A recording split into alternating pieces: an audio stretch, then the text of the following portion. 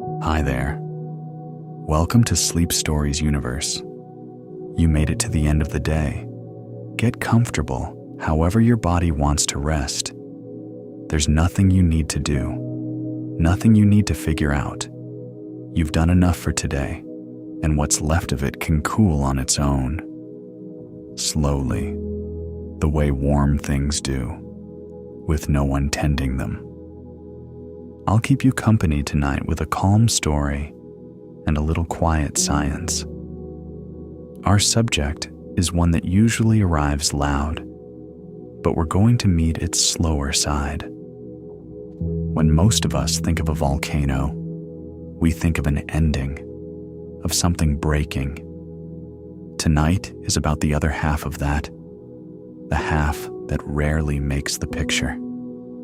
Because the same fire that seems to undo things is also the way the earth builds, the way it lays down brand new ground where none was before. Not destruction, the making of land. Stay awake as long as you like, and if you feel yourself going under before the end, just let that happen. You won't miss anything, and there's nothing to finish. We'll take it slow and low. Our journey is called the making of land. We won't be crossing any distance tonight. We'll be settling into one quiet place and letting it open, going down into the seam where the ground itself pulls apart and something rises through from far below. This story stands on its own. There's nothing you needed to hear first. Whatever you need, we'll gather as we go, one unhurried step at a time. And if you've spent a quiet night here before, welcome back. One honest word before we start. A great deal about this place has been watched and measured patiently for a long time, and some of it hasn't been. Far under everything we'll look at tonight, there's a source of heat. How deep it runs, and even what to call it, is something still argued over by the people who spend their lives on it. When we reach a question like that, I won't paper over it. I'll say plainly that this part is still open, and we'll leave it open and rest there just the same. None of tonight is yours to hold on to. Let each thing pass through and settle where it will, like heat leaving stone. Here's the shape of it. Roughly, there's a long line of cracked ground that runs, near enough unbroken, most of the way around this planet, and for nearly all of its length, it lies drowned. The whole depth of an ocean on top of it, and nothing above that but weather. It has been doing its work down there, unwatched, for longer than there has been anyone to watch. Almost nowhere does it surface. Tonight, we're going to spend the night on one of the few stretches that does. So soften your jaw and your hands. Breathe in slow and let it go. Slower still, and let's begin. Right at the place where the ground splits open. The ground splits open. That's where we begin tonight. Not with fire, not yet, and not with anything moving. Just with a place where the solid ground of the earth has come apart, slowly, and left a wide, quiet opening behind. There's nothing here that asks anything of you. We're only going to look at it, without hurry, and let the shape of it settle into the mind at its own pace. So picture a valley, but not the soft green kind, worn down by a river over a long, easy age. This one is straighter than that, and stranger. Imagine a broad, flat floor of stone and moss reaching away toward the horizon, and on either side of it, a long wall of dark rock. Two of them, facing each other across the open ground between them, as though the land had been taken in two enormous hands and drawn apart, leaving the middle to drop down and rest lower than the rest. You're standing on that dropped floor, in the space between the walls. And the space is the whole point. This is a place defined by what isn't there anymore, by the gap. There's a real place shaped almost exactly like this, and we'll let it be our ground for the night. It sits in the southwest of Iceland, and it's called Thingvellir. You don't need to hold the name. It's enough to know that it's a wide rift valley where you can walk along the floor with a wall of rock rising on each side of you, and know that those two walls are slowly, patiently drawing apart. Here's the simple version of why they are. The outer shell of the Earth isn't a single unbroken piece. It's broken into large slabs. We call them plates. And those plates are always in slow motion, drifting over the hotter, softer rock beneath them. Most of the time, you'd never sense it. But in certain places, two of these plates aren't sliding past each other or pressing together. They're pulling apart. And Thingvellir sits right on one of those lines.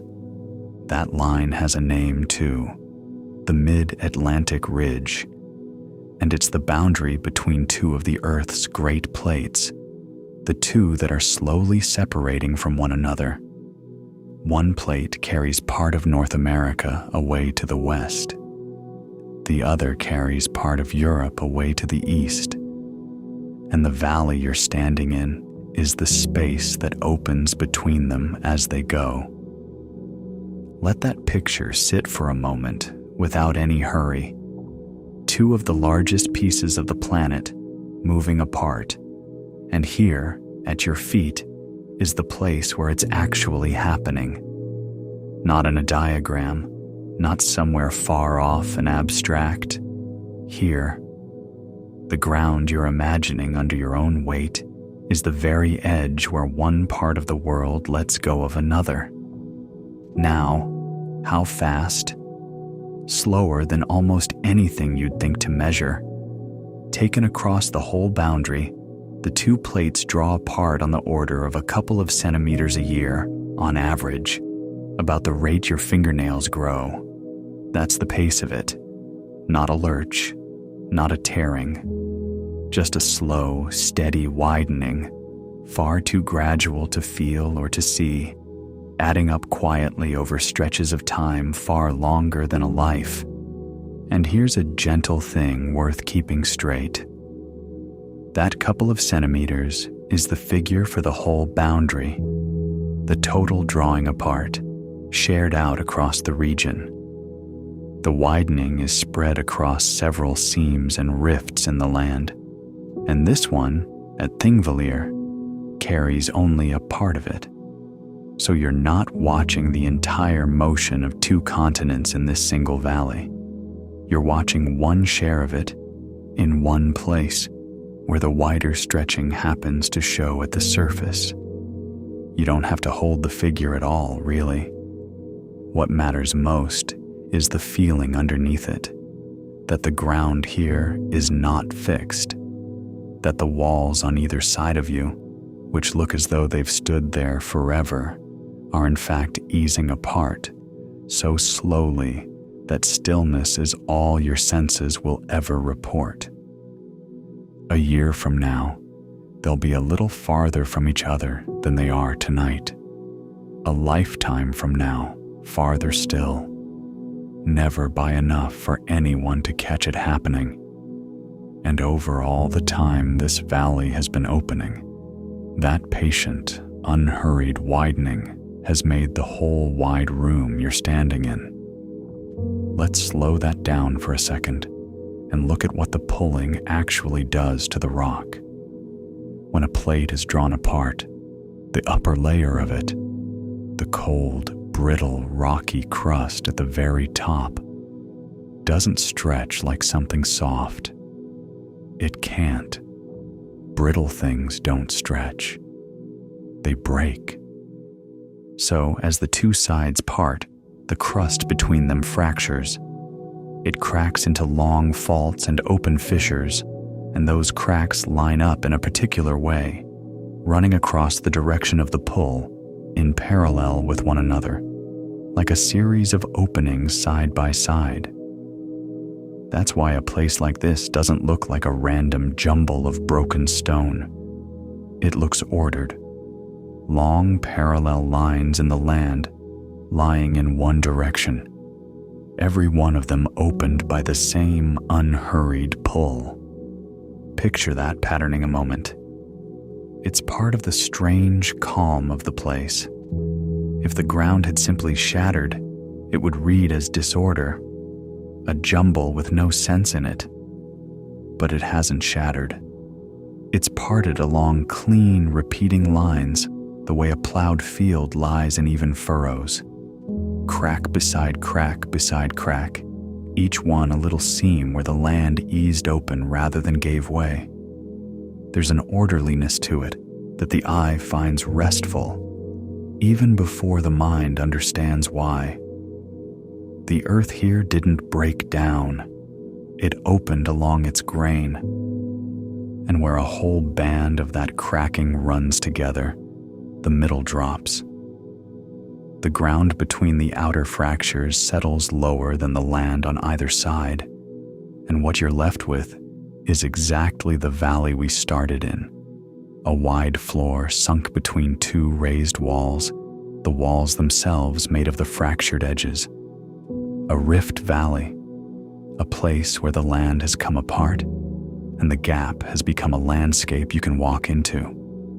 Stand on that sunken floor and look up at either wall, and you're looking at one fractured edge of the opening, held a little above you, patient and gray and still. And the walls themselves repay a slow look. They aren't smooth. The rock breaks into ledges and steps and long vertical faces, with moss finding a hold wherever the stone gives it one. So the gray is broken by patches of green so dark they read almost black. Water gathers in the low places on the floor and lies there without moving. And between the two walls, the air is simply open, filling a room the ground made by stepping back from itself. Nothing fills that space. Nothing needs to. The space is what the pulling made, and the light lies in it, even and unhurried. And it's a strange thing to stand inside an absence. Most places you walk into were built or grew or were worn out of something. This one is simply where two halves of a thing stopped being in contact. The room has no walls of its own, only the two faces that used to be joined, now holding their distance, and the plain air between them where the joining used to be. Here's the part that's easy to miss. This kind of boundary, where two plates pull apart and new cracks open between them, is not rare on Earth at all. In fact, it runs for many thousands of kilometers, a nearly continuous line winding around the planet. But almost the entire length of it lies hidden. It runs along the floor of the deep ocean, far down and unlit, beneath a great depth of water where no one could ever stand on it. The great seam of the earth is mostly a secret kept by the sea, but not entirely. In a few places along its length, that line lifts clear of the water, and in one stretch, more than anywhere else, it comes up into the open air and becomes dry land, the ground you've been standing on all along tonight. Everywhere else it lies below the waves, unreachable and unseen.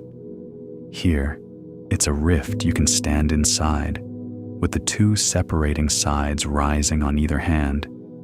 And that's what the ground beneath you is, a piece of the seafloor's own machinery, lifted into daylight. The same process that's usually hidden under the entire weight of an ocean is, right here, out in the air, going about its slow work where it can be seen. Come at it from a slightly different angle, and it gets easier to feel. Imagine you could draw away all the world's oceans just for a moment and walk the dry seabed. You'd find this same line running on and on, a long valley in the ocean floor, with the same parallel walls, the same dropped center, circling much of the globe. Thousands of kilometers of it, all doing what the ground at Thingvellir is doing. And then, in one stretch, the valley floor rises and rises until it lifts clear above where the water would have been. And that risen stretch is the ground you're resting your attention on now, not a different thing from the hidden seam, the very same thing, brought up into the light. So let the whole shape of it stand in your mind, gently, all at once. A wide valley with a sunken floor, two long walls of dark, fractured rock, easing apart more slowly than anything you'd think to watch. A line in the earth that runs on and on, almost all of it drowned and unreachable, surfacing in one stretch into open ground under open sky. The land here isn't broken the way a broken thing is ruined. It's opened, held apart, made into a space, and the making of it is nowhere near finished. Whatever width the valley has tonight is simply the width it has reached so far, a running total, not a final measurement, still quietly adding to itself while nothing whatever appears to be going on. And notice, if you would, how still it all looks. That's what the slowness gives you. Stand on that floor, between those walls, and everything reads as permanent. The moss on the stone, the flat gray light, the long lines of rock holding their places. Nothing moves. Nothing announces itself. There's no sound of the ground coming apart, no sign at the surface that anything is happening at all. Only the shape left behind, the wide gap, the parallel walls, the quiet floor between them. A place that looks utterly settled and is, underneath, very slowly opening, the two sides easing away from each other by so little each year that no eye could ever catch it, leaving this widening room in the middle for the light to fall into. And there it is, across the valley floor, the far wall of dark rock, the even light lying over it, the long, quiet gap of open ground between where you stand and where it rises, two edges of a world resting a little apart, with the room between them slowly, silently growing in the level gray light. What fills the space?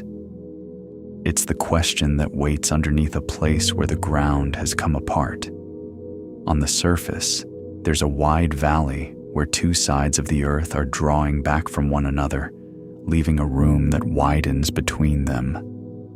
But that opening doesn't stop at the floor of the valley. It reaches down.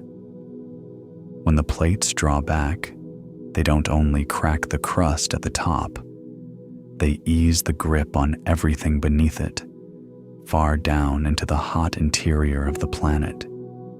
And it's that deeper place we'll settle into now, the space the parting makes below. So let the surface go for a while, and let your attention sink downward, past the shadowed rock of the valley walls, past the cold, brittle crust, into the warm, dense rock that lies underneath it all. You don't need to picture the descent in any detail. Just let the scene change. From the open gray light of the valley to somewhere close and warm and far down, where the rock is no longer broken into walls and floors, but sits in one great, heavy, unhurried mass. It helps to give that place a texture in the mind, even a rough one. Not a cavern, not an open room with air in it. There's no empty space down there at all, nothing to fall through. It's stone-packed close against stone, out in every direction, warm and dark and pressed tight. There would be nowhere in it for a person to be. So that's the setting. Not a chamber, but rock going on, close on every side, holding its heat and holding still. Here's the part that tends to come as news. The rock down there, far beneath a place like Iceland, is hot enough that you might expect it to be a churning sea of liquid fire. But it isn't. For the most part, it's solid. Astonishingly hot, yes, and soft in the way that very hot solids can be, able to creep over enormous stretches of time without ever ceasing to be solid. But it is not molten. It is not a lake of lava held beneath the ground. It's solid rock, kept that way by an enormous weight bearing down on it from above. And that word, pressure, is what the whole of this comes down to. Because the reason that deep rock stays solid, despite being so fiercely hot, is the sheer weight of everything stacked on top of it. An immense thickness of rock pressing down. That load squeezes the deep rock and keeps it locked into a solid form, even at temperatures that would otherwise seem more than enough to melt it. Heat alone isn't the whole story. The weight resting on it matters just as much. That's a genuinely odd idea to sit with, because heat is the thing we associate with melting, and weight isn't. But down there, the two are arguing with each other constantly, and for most of the depth of the planet, the weight is winning. Rock that would run like syrup if you brought it up here stays perfectly solid where it is, for no reason other than how much is piled on top of it. So hold those two facts side by side without hurry, because everything here turns on how they meet. Down there, you have rock that is intensely hot, right at the edge of melting, and you have a tremendous load on top of it, which is the one thing keeping it solid. It's a kind of balance, a hot thing, held just short of melting by everything stacked above it. Now, bring back the surface. Bring back those two plates, easing apart. When the plates draw away from each other, the ground between them doesn't only crack. The whole column of rock beneath that opening is, in effect, unburdened a little. As the plates separate and the crust above thins, the deep rock underneath finds some of the load lifted off it. The lid loosens. The pressure that was bearing down on that hot rock lets go, just enough. And here's the part that turns this from a story about breaking into a story about making. When you take some of the weight off that already scorching rock, you don't need to add any heat at all for it to begin to melt. The rock was hot enough to melt all along. The only thing holding it solid was the squeeze from above. Ease that squeeze, and its melting point drops to meet the temperature it's already at.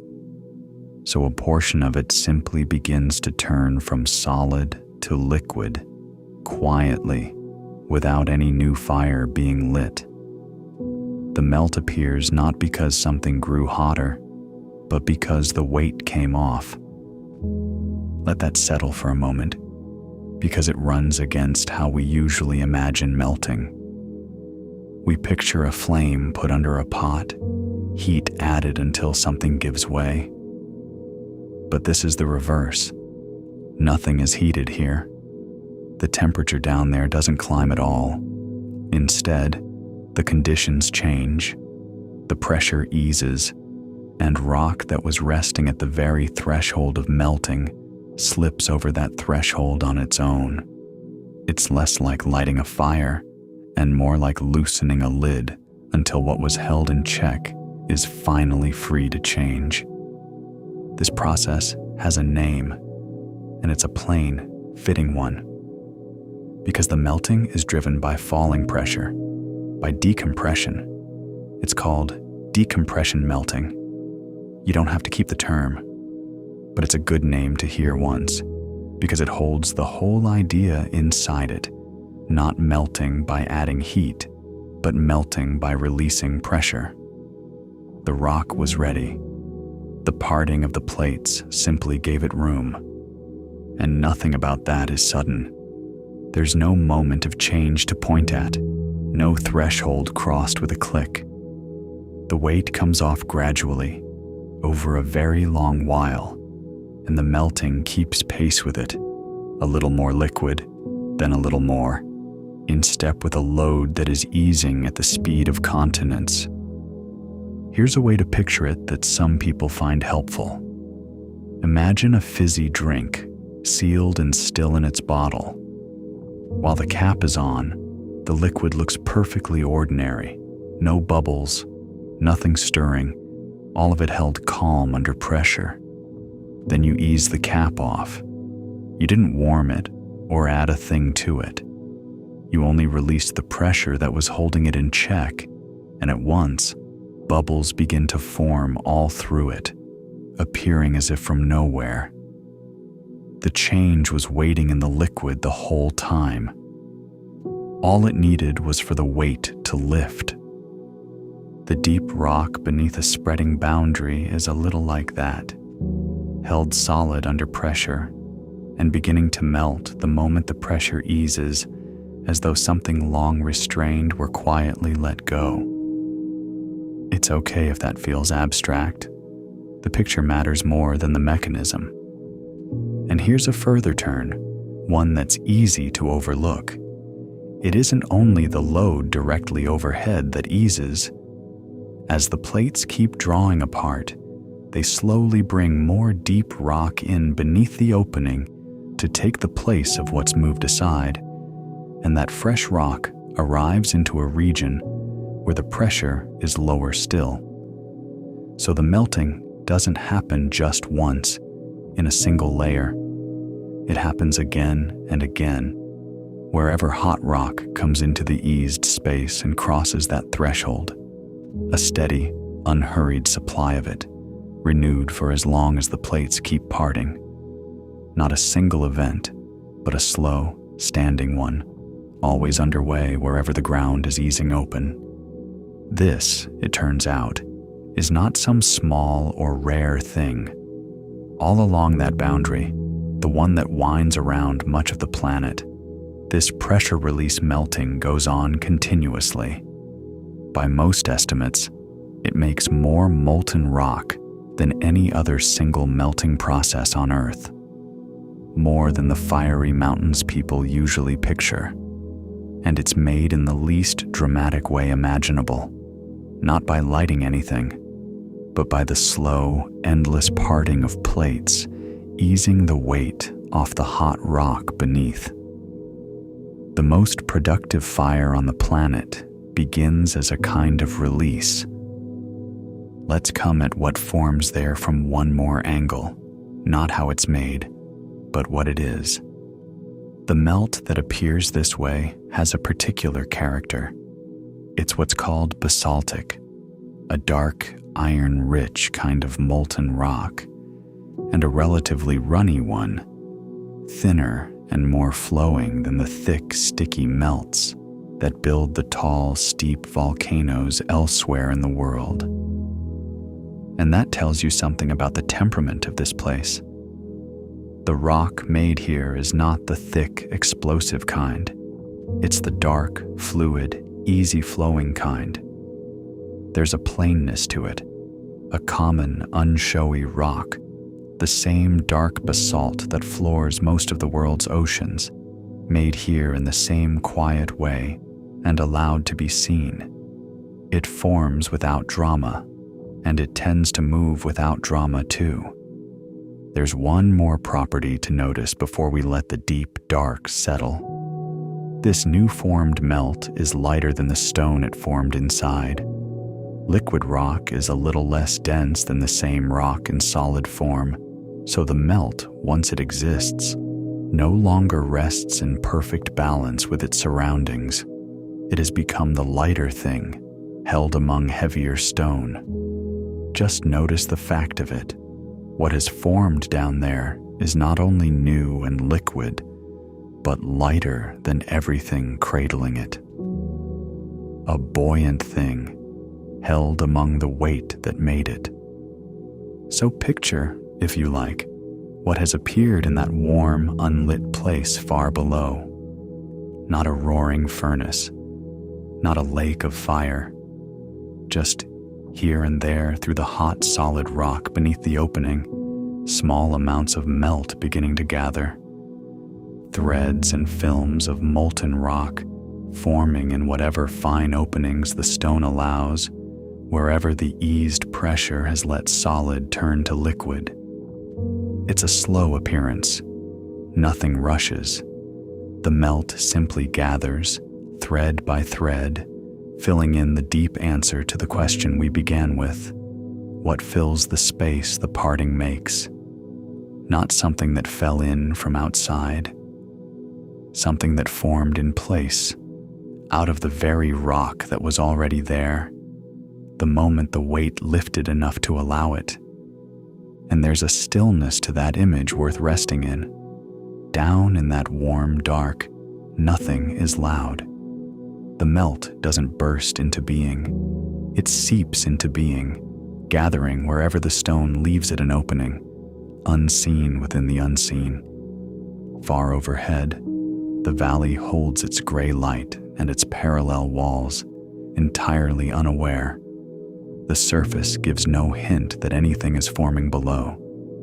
There's just the hot rock and the eased weight and the slow arrival of something new and liquid in the places where, a moment before, there had only been solid stone.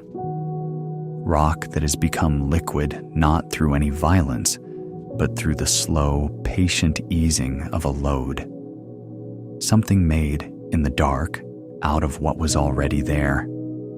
There's no glow to it that anyone could see, no sound to it that anyone could hear. Only a slow, quiet change deep in the stone, in a place that has never known the light. The warm, close hush of it, the molten rock gathering, thread by thread, far beneath the quiet valley floor, the way up.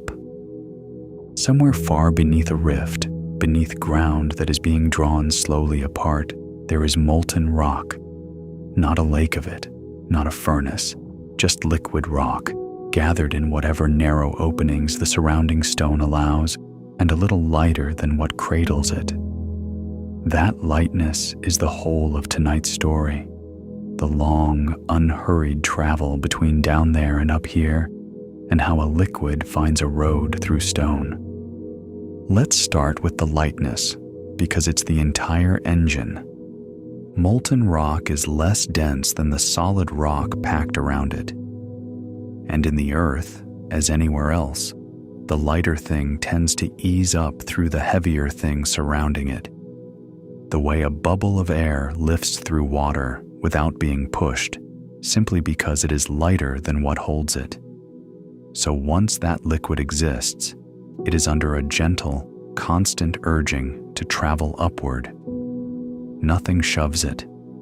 It's more that the weight of the world settles the heavy rock downward, and the light liquid is quietly squeezed the other way, a little at a time. It helps to feel how faint that urging is. This isn't a force that flings anything anywhere. It's the mildest imaginable preference, the same one that carries warm air toward a ceiling. Left alone, the liquid would simply rather be higher than it is.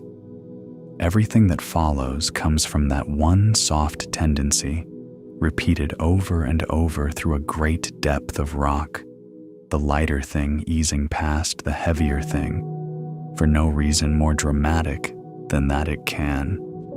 The pace matters too.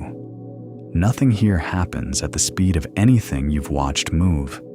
No rush, no surge, no sense of something being propelled. It's closer to a leaning, a whole region of stone very slightly out of balance, and the light part of it slowly finding its way toward the side it prefers. The change only shows itself to something willing to wait far longer than a night.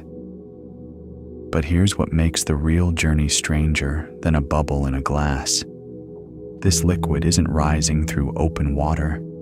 It's rising through solid rock, cold, strong, closed. There's no channel waiting for it, no open pipe leading toward daylight. For it to travel at all, it has to make its own way through stone that would seem, at first, entirely unwilling to let anything through. And the rock really is closed. At these depths, the weight of everything above presses the stone tight against itself, squeezing shut whatever small spaces it might otherwise hold. Nothing down there is porous the way sand is. It's dense, continuous, and it has sat like that, undisturbed, for a very long time. So that gentle preference for being higher runs straight into something with no opinion at all, which doesn't move. So how does it manage? Not by clearing a tunnel ahead of itself with heat, as you might expect. It travels, for the most part, by cracking the rock open, by prying a thin path upward through the stone. Let's slow that down, because it's the heart of tonight. When enough liquid rock gathers below, its lightness presses upward against the rock above, and the push of all that light liquid begins to wedge the overlying stone apart. Rock is brittle. Press hard enough on it from within, and it splits. A crack opens upward, and the liquid flows into that crack the instant it appears, filling it, and by filling it, pressing on its far tip, driving the crack a little further still. The road and the thing traveling the road open together in the same motion. It makes the road as it goes. That pairing is what keeps the whole thing going. A crack on its own would close again. The weight of the surrounding rock would press it shut almost as soon as it opened. But this one never gets the chance. It's full the moment it exists, and what fills it presses outward on the walls and forward on the tip at once. Each small advance opens a little more room. The extra room draws in a little more liquid, and that liquid pushes the tip further still. Once it's underway, it carries its own reason to continue, without anything else deciding for it.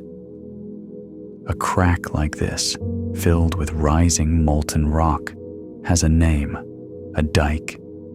It's worth sitting with the shape of it, because it isn't what most of us picture when we imagine magma moving underground. There's no great round chimney, no wide throat leading to a peak. A dike is thin. It's a sheet, a standing blade of liquid rock, broad from side to side but often narrow front to back, sometimes no thicker than a wall, threading upward through a tall fracture in the stone. Less a pipe than a page, a flat vertical sheet, slipping up through an opening it is making as it climbs. And notice how little of it there is, in any one place, at any one moment. We tend to imagine underground rivers of fire, whole caverns brimming.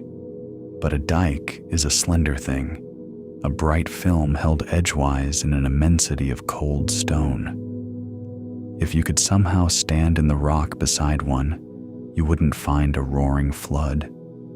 You'd find a narrow, glowing seam, taller than it is wide, easing past you with a slowness that would outlast your watching.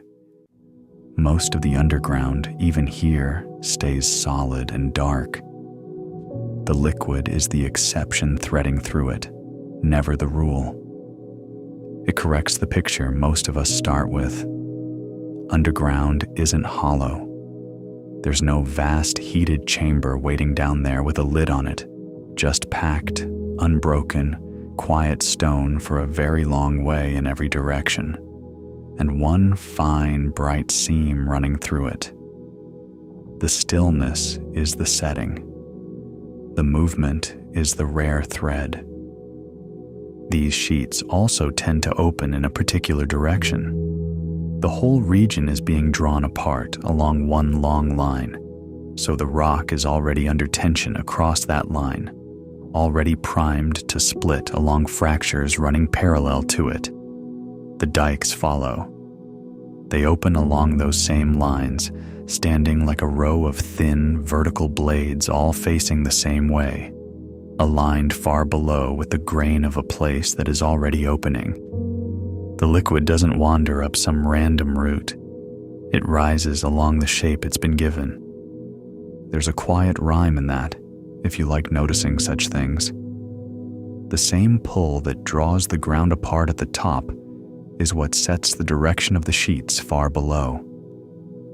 Two very different layers of the world, one out in the light, one that stays out of sight, answering to a single steady tension, each in its own material.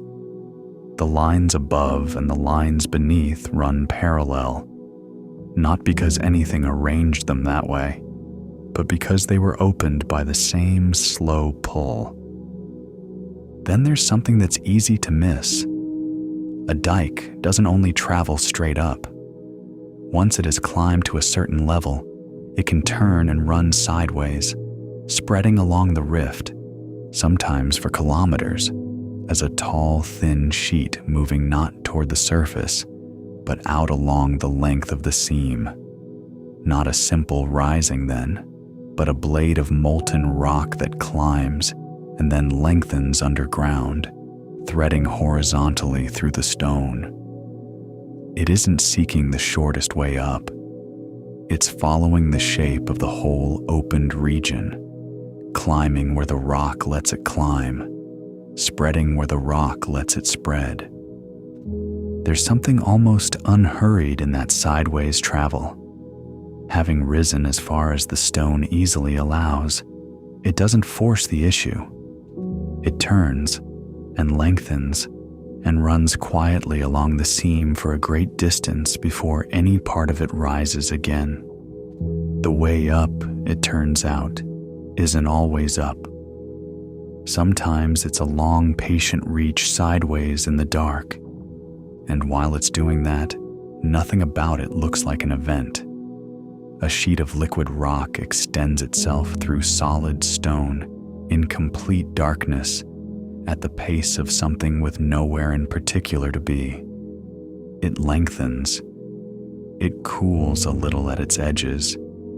It presses on the stone ahead and finds, here and there, that the stone gives. Then it lengthens again. Let that soften the picture you might have been holding. It's tempting to imagine magma pooling in one spot and then going straight to the surface directly overhead. Down here, the movement is stranger and more patient than that. It threads. It fills fractures, climbs, turns, runs along the seam, pauses where the stone won't yield, finds another opening, and eases into that. A slow, branching exploration of the rock, feeling out every path the tension allows. No haste in it, no certainty of arrival, just light liquid, working through solid dark by opening one thin sheet after another, which brings us to the quietest fact of the whole journey. Most of the liquid rock that starts up this way never reaches the surface at all. Of all the dikes that open and climb beneath a place like this, only a fraction ever break through into open air. By one estimate from Iceland, about 1 in 4. The great majority rise part way, climbing, spreading, threading through the stone, and then simply stop. Most likely, they run out of the push that drove them, or meet rock that won't split, or lose just enough heat to stiffen. Whatever the reason, they come to rest somewhere in the dark, still buried, and travel no further. The heat leaves them unhurriedly into the rock all around, and what was liquid becomes, in time, One more thin band of solid stone set into the deep, and this is the part to keep. Those halted sheets don't disappear. They become rock. Beneath a rift, layer on buried layer of them, each one a rising that climbed as far as it could and settled, until the depths are threaded through with old, cooled dikes, a dense, invisible record of every path this liquid has ever taken here. The ground isn't only built at the surface, it's built from the inside, mostly by risings that stayed hidden. Every sheet that stopped in the dark added itself quietly to the underside of the world, and the world is a little thicker for it. There's a nice symmetry in that. We tend to think of new ground as something that arrives at the surface, but most of what gets made here is made underneath by liquid that came a certain distance, stopped, cooled, and joined the stone it had been traveling through. It doesn't announce itself. It becomes more of the same solid rock, indistinguishable after enough time from everything around it. So the few that break through are the exception. The many that don't are the land itself, made in place, out of sight, sheet by patient sheet. The surface keeps only the smallest share of the story. Nearly all of it stays below, finished and unseen, not lost, just quiet. Far below then, in rock that has been dark a very long time, a tall, narrow sheet of molten rock eases upward through a fracture it is prying open a little at a time. No sound, no sign anywhere above, only that slender, bright seam, taller than it is wide, rising for no reason, but that it is lighter than the world around it, and most likely bound to come to rest somewhere in the dark, far short of the sky, and stay. A thin edge of movement, held in an enormous stillness, making its slow way up. A line, not a cone. That's the shape to hold in mind tonight, because it's what makes this kind of place look so unlike the volcano most of us carry around in our heads. Say the word volcano, and a particular picture tends to arrive on its own. A single tall mountain, a cone with a peak, a round crater at the top, and everything rising toward that one high point. It's a fine picture. It's just not this one. Here, where the ground is being pulled apart, what reaches the surface doesn't gather into a peak at all. It comes up along a line. To see why, it helps to know what's arriving. Beneath ground like this, molten rock travels upward through the crust, not as a column, but as a sheet. A tall, thin wall of liquid rock set on edge, far wider across than it is thick, working its way up through a fracture in the stone. That's the shape doing the arriving. And once you have it in mind, everything at the surface follows almost by itself. Because when the top edge of a standing sheet reaches the surface, it doesn't touch the ground at a single point. It touches along a line. The whole upper rim meets the open all at once, or very nearly, parting the ground not as a neat round hole, but as a long, narrow split. The molten rock comes up along the length of that split, so what emerges is a line rather than one central mouth, which is quite ordinary once you picture the sheet below.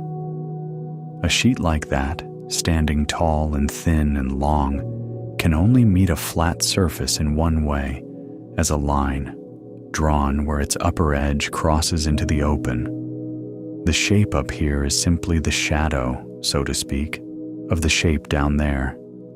There was never a round pipe below to make a round hole above. There was a sheet, and a sheet, arriving, makes a seam. It's the sort of thing that seems obvious the moment it's said, and slightly strange before. We're used to thinking of what comes out of the ground as coming out of a hole, because a hole is what we've seen. A well, a chimney, a mouth, but a hole is what you get when the thing arriving is round. Change the shape of what's arriving, and the shape of the opening changes with it, without anything else having to be decided. The ground isn't choosing a form here. It's being given one. That opening in the ground has a name that fits it exactly. A fissure. Not a chimney, not a vent in the usual sense, but a fissure. A long split in the surface, following the top edge of the sheet that opened it. And out of that split, the molten rock comes up into daylight, all the way from one end of it to the other at once. Not a single jet, but a whole long edge coming alight together, the ground unsealing and the glow welling up evenly for as far as the crack runs. Where a mountain gathers everything toward one high throat, this does the opposite. It shares the arrival out across a great length of ground, so that no one point matters more than any other. Spread thin and wide and low, and it's worth walking your eye along it in the imagining. Not one place to look at, but a length to follow, the opening running away from you in both directions until the low light of it thins into the distance. Whatever is happening at your feet is happening, more or less, a long way off as well, and a long way off in the other direction too. There's no center. There's no point where the thing properly begins. It's the same quiet event, repeated end to end, for as far as the ground was ready to part. Sit with that image for a moment, because it's an unusual one. Not a mountain erupting from its summit, but the ground itself parting along a seam, and running off into the distance on either hand, a low band of light where molten rock reaches the air, wide and long and level rather than tall and pointed. If the mountain volcano is a single voice, this is closer to a long low chord held across the land. And notice which way that line runs, because it carries a great deal inside it. The fissure doesn't open in some random direction. It runs parallel to the rift, lined up with the older cracks and faults already in the ground, following the same direction the sheet followed below, which follows in turn the way this whole stretch of ground is opening. The faults at the surface, the sheets in the dark beneath, and now this bright opening, all of them lying the same way. None of them chose their direction. They were set, all of them, by one slow parting, so that when the molten rock finally reaches the air, it opens along a grain the ground was already holding ready. The surface doesn't improvise. It follows a line laid down long before and lights it up. That's a restful thing to know, in a way. Nothing here is arbitrary, and nothing here is deciding. The direction was settled by a pull far older and far slower than anything happening tonight, and every later thing simply falls in with it.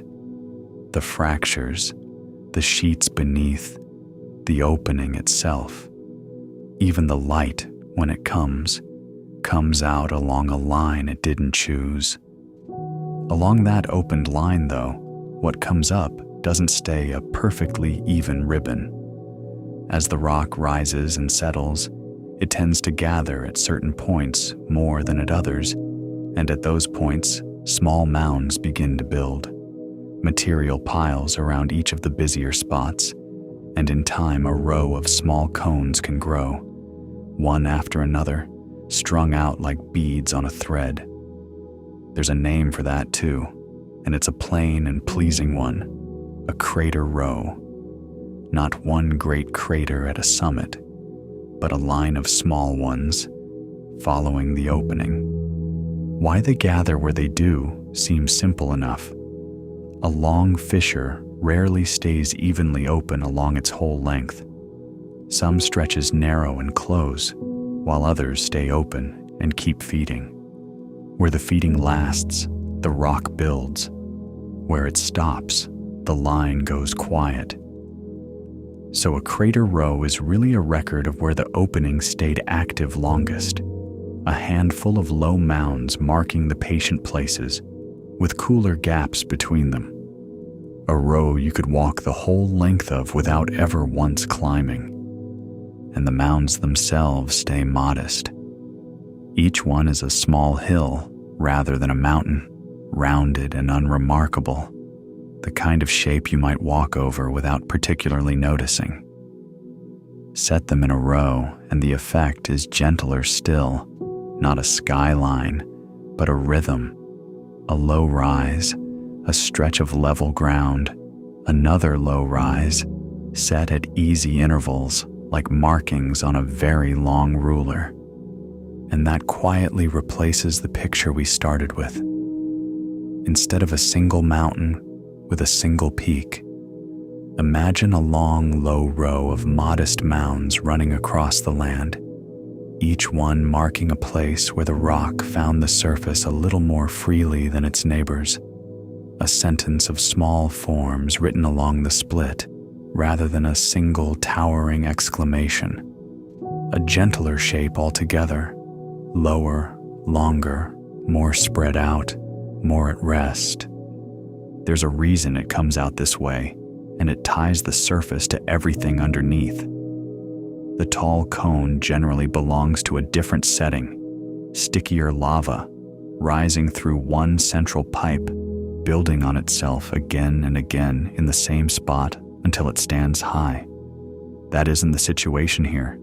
Here the molten rock is basaltic, dark, runny, easy flowing, and it isn't rising through a single pipe. It's rising along a long crack, thin liquid along a line, spread out rather than stacked up. Everything about the setting favors the line over the peak. So the shape at the surface is just the honest expression of all of it. A line, because everything below it was a line. The form you see isn't decoration, and it isn't accident. It's the plainest possible outcome of what the rock is and how it arrived. Runny liquid, rising along a crack, spreading where it lands. Of course, it makes something low and long rather than high and sharp. The land here looks the way it does because it could hardly look any other way. And because the lava here is so fluid, it doesn't pile steeply around the fissure the way thick, stiff lava would. It runs outward instead, away from the line, traveling low and wide across the surrounding ground rather than heaping up into height. So even where mounds do build along the crater row, the whole form stays low and broad. This is a landscape that grows outward and flat, not upward and steep. It widens the ground rather than raising anything above it, which is, when you think of it, just what you'd expect from a place whose whole business is the unhurried making of new, level land. You could stand quite close to something like this and feel none of the vertigo a mountain gives. No summit pulling your eye upward, no steep slope leaning over you. Just the ground, level and wide, opening along a line and spreading its new rock out across the plain. A form that keeps to the horizontal, that stays down where you are. Whatever it is doing at your own height. So let the fissure be simply what it is. Along that opened line, molten rock meets the air and glows. A long, low band of light lying across the dark ground, warm-edged and steady, following the grain of the land. There's heat in it, and there's a slowness that's easy to watch. The land parting along a line, light coming up through the parting, rock beginning to gather at the edges. A slow, bright ribbon laid quietly across the plain, You can let the whole picture soften now and simply rest in it. The mountain you first imagined isn't here. In its place is something lower and longer and calmer, a line in the ground where the deep and the surface finally meet, running off level into the distance on either side, glowing gently along its length. Nothing towers, nothing looms, only the long opening and the low light along it, and the dark, level country lying still all around it. And that's a good place to let yourself settle, if you're ready to. There's nothing more you need to follow. The line is open. The light is up. Let your attention go loose around that image, the way a held breath goes when you finally stop holding it. The long, low glow across the plain, warm and steady and going nowhere in a hurry. Slip away from it if you'd rather, whenever your body prefers. The light will keep along the line without your watching. There's nothing to do now but rest beside it and let the warmth of it hold you a while, and let sleep come whenever it comes. How lava becomes ground. It sounds like it ought to be obvious, and it very nearly is, but there's a real turning hidden in it, and the turning repays a little patience. What comes up out of a fissure is liquid. It glows, it moves, it runs. What a person stands on out here is the opposite of all that. Solid, cool, settled, quiet underfoot. So somewhere between the two, there's a becoming. Liquid rock turning into land. Nothing to reach for tonight, just that. Start with the lava as it leaves the opening. Because this rock is the runny kind, basaltic, dark, and easy flowing, it doesn't sit and heap up where it lands. It runs. It goes out flat and far over whatever is around it, finding the easy slopes and following them, moving away from the opening rather the way water would, only heavier and glowing and thick. And as it travels, almost at once, it begins to cool. And here's where the interesting part starts, and it's all about the surface. As a sheet of this lava flows, the very top of it, the skin in contact with the open air, loses its heat first. That thin upper layer begins to stiffen, while the rock a little way beneath it is still soft and still moving. It's a strange in-between state to hold in mind. A surface already turning to stone, while, barely a finger's width below, it's still liquid enough to flow. The new land forms from the top down, skin first, the way a dish of warm wax skins over, while it stays soft underneath. And depending on how fast the lava is moving and how steep the ground is beneath it, that cooling skin settles into one of two quite different surfaces. One of them is smooth, where the lava moves slowly over gentle ground. The cooling skin stays soft enough to be dragged and folded as the liquid beneath keeps easing along. It wrinkles into long, ropy coils, folds that look, once they set, a little like coiled rope laid down across the ground. This smooth, ropey surface has a name, a soft-sounding one from Hawaii, pahoho. You don't need to keep the word, just keep the picture. A calm, rippled, almost gentle surface, like something poured and left to fold in on itself as it stilled. Run your eye across a stretch of it, and you'd see those coils lying in long, easy curves, one folding into the next, smooth-edged and rounded, as though the rock had been soft dough once, and someone had drawn a slow hand across it. It's the calmer face of the new ground, the surface left where nothing was in a hurry. Its opposite comes from hurry. Where the lava moves faster or down a steeper pitch, the skin can't fold smoothly. Instead, as the rock keeps deforming while it stiffens, the surface tears. It breaks into rough, sharp, broken pieces, a jagged rubble riding along on top of the flow. This torn surface goes by an even shorter name, Ah. And there's a small, telling thing about it. Once a lava surface has torn into rough AI, it doesn't smooth back out again. Smooth can become rough as a flow speeds up or steepens and the skin tears, but rough does not become smooth. What was torn stays torn, set permanently into the surface, which means you can read a flow, in a way, by the face it left. A smooth stretch tells you the lava there moved gently and cooled at its ease. A broken, rubbly stretch tells you it moved fast or down a steeper slope and tore itself as it stiffened. Two surfaces, two histories, both held in the same field of rock. There's a plainness in the two names that suits them as well. Old words worn down to almost nothing but sound, the way a stone is worn. You can forget them and lose nothing.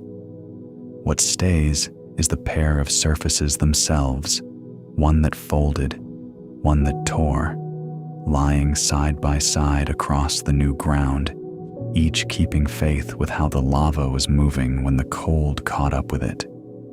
And they really do lie side by side. The same flow can wear both faces in the space of a short walk. Smooth where it crossed a level stretch and had time, broken where it tipped downhill and hurried. There's no boundary drawn between them, no line where one is declared to end, just a gradual coarsening underfoot. And then, at some point you couldn't name, rubble instead of ropes. The change is real, but the moment of it isn't, which is true of most changes that matter. There's something restful in that, oddly. Rock isn't trying to look any particular way. It simply cools into the shape of whatever was happening to it at the moment it stiffened. Smooth where things were calm, broken where things were quick. And then it holds that shape, honestly, for as long as it lasts. So the surface of the new land is a kind of memory, a record of its own becoming, kept in stone.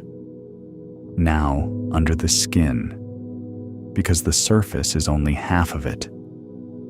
While that top layer is cooling and setting, the rock beneath it can still be molten and still be moving.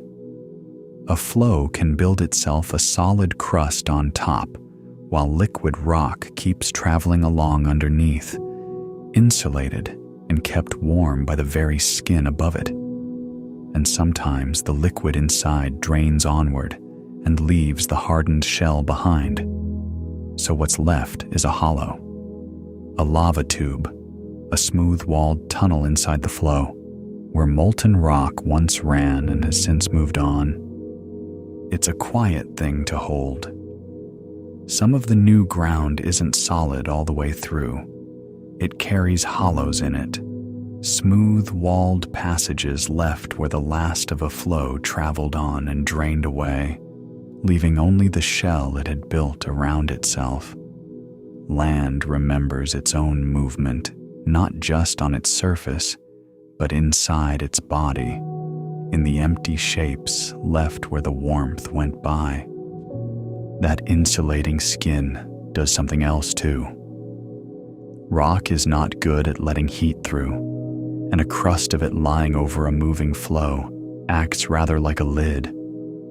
The liquid underneath stays hot far longer than it would in the open air, and because it stays hot, it stays runny. And because it stays runny, it can keep going. The flow, in other words, builds the very thing that lets it travel further. It roofs itself over, and then carries on beneath its own roof.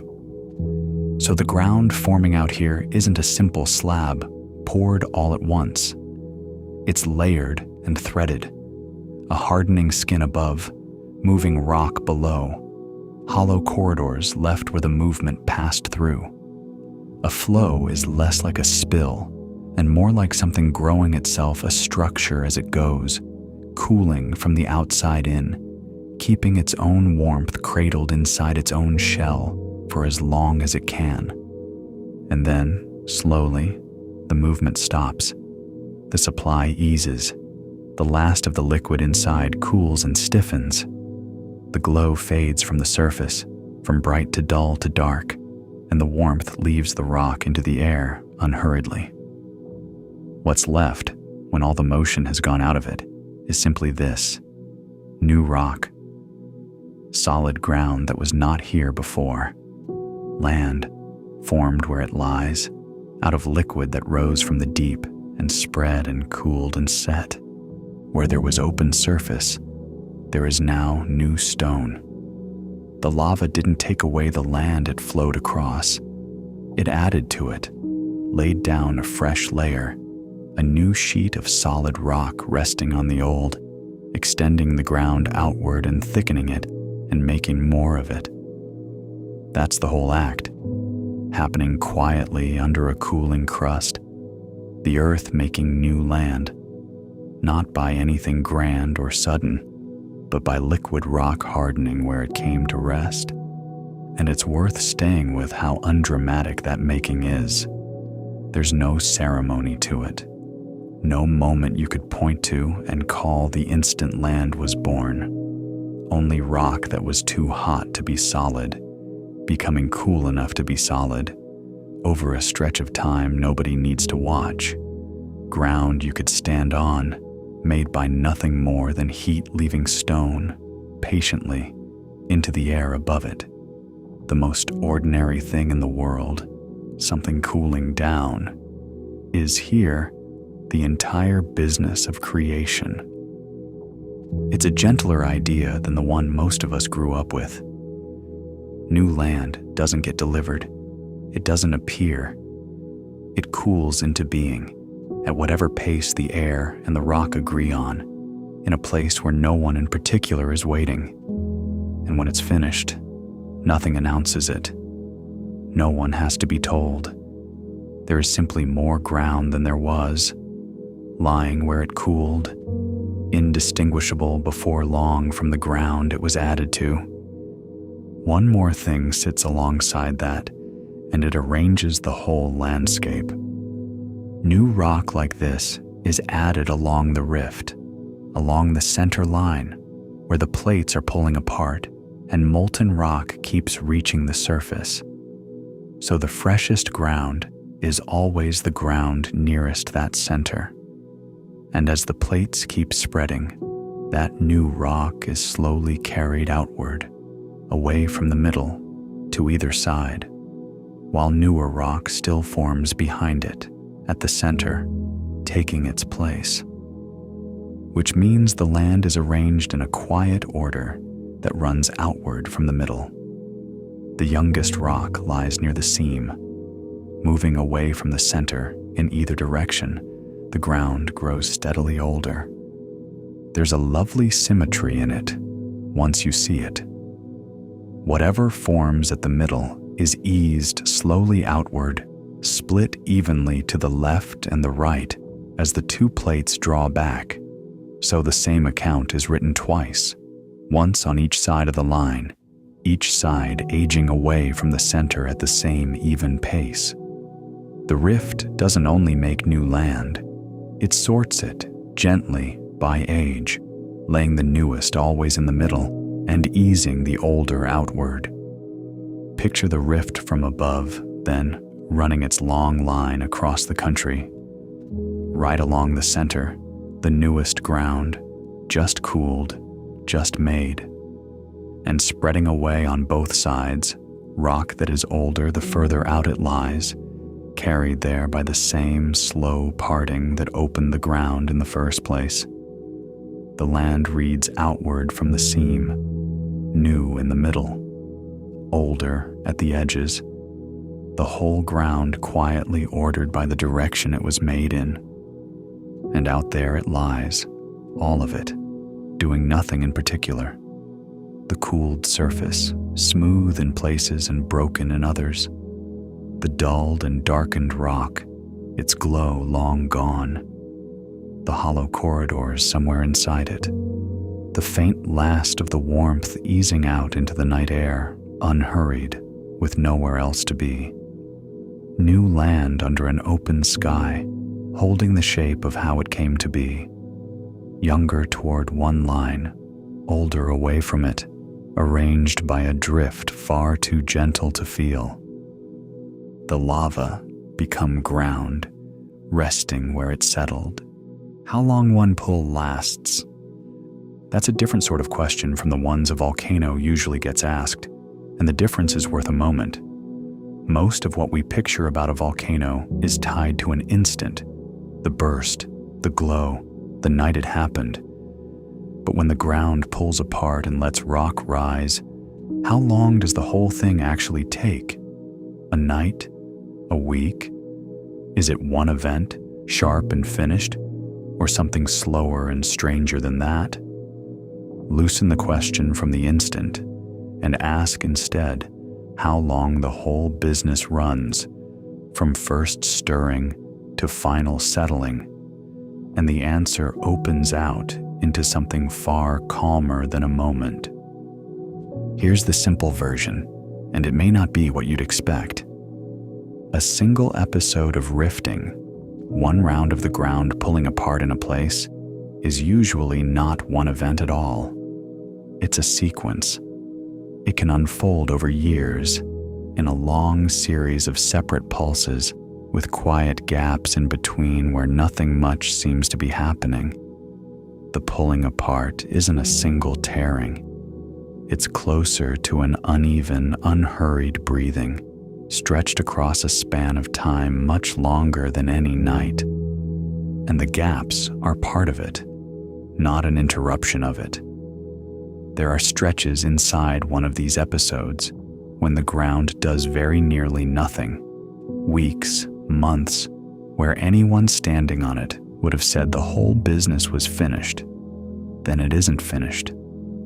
The sequence picks up again, without warning and without hurry, as though it had never paused. Whatever counts as one event here, it isn't something you could sit and watch through to the end. There's one place where that whole sequence was watched from beginning to end, and it makes the clearest picture we have. In the north of Iceland, there's a volcanic system called Krafla. You don't need to hold the name. What matters is that between the mid-1970s and the mid-1980s, it went through exactly one of these episodes. A single stretch of ground pulling apart, known ever since as the Krafla Fires, a name for a season rather than for a night. And across that season, roughly 9 years of it, the ground did something steady and repeating, over and over. Here's the rhythm. Beneath Krafla, magma was gathering, pooling in a reservoir below the surface. As it gathered, it pushed the ground above it slowly upward. The whole surface swelled, lifting by a small amount as the rock beneath it filled. And then, at a certain point, that gathered magma would find its way out sideways instead, draining off into a dike, running away along the rift underground.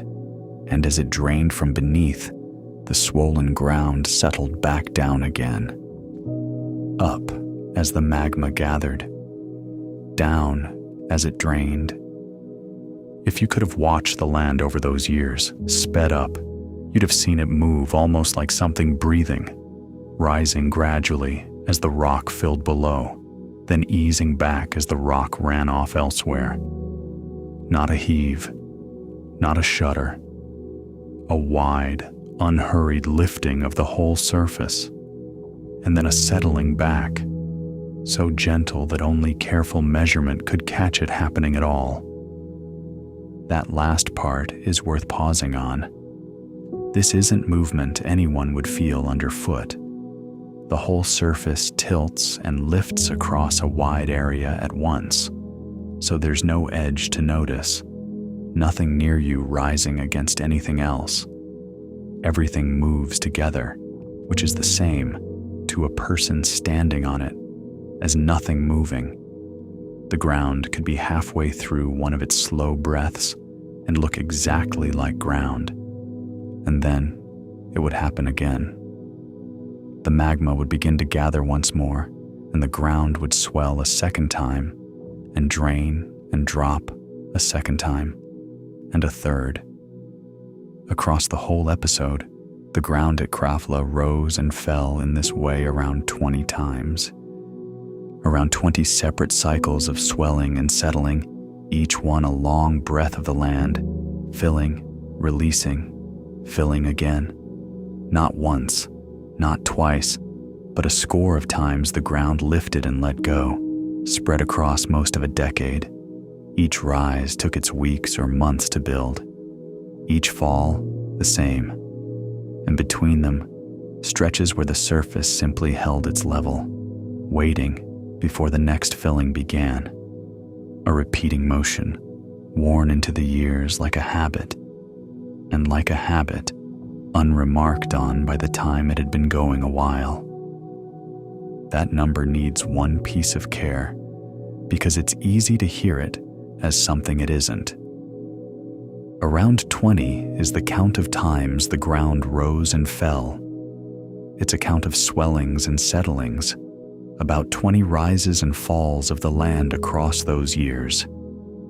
It isn't a count of eruptions, because not every one of those cycles broke the surface.